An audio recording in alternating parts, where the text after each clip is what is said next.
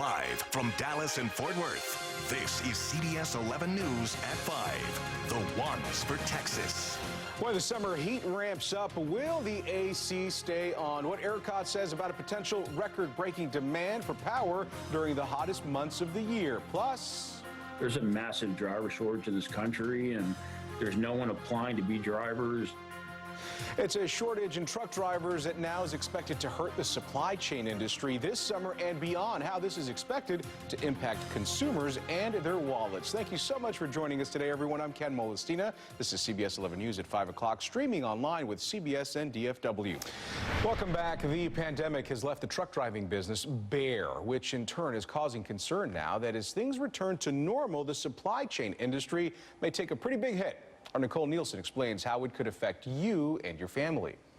Across the board, the pandemic has left truck drivers with little to no deliveries to make, meaning many have left the business entirely. The supply chain is where the problem or the issue lies, creating recent problems for places like gas stations. During COVID, we saw demand for gasoline plummet, and so not as many drivers were needed to deliver fuel. AAA Texas says a few markets around the country have seen gas shortages due to a lack of drivers.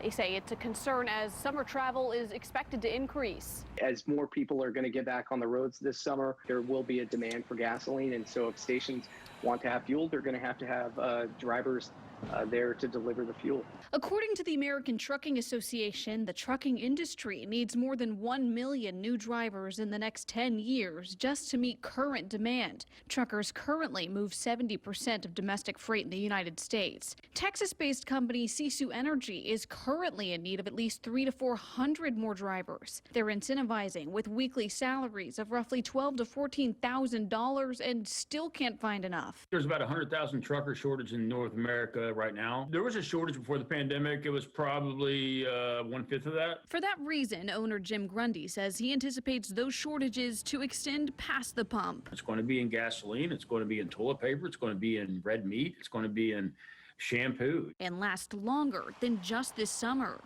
They're showing that in the next 2 to 4 years, it's going to only get worse with an aging trucker workforce.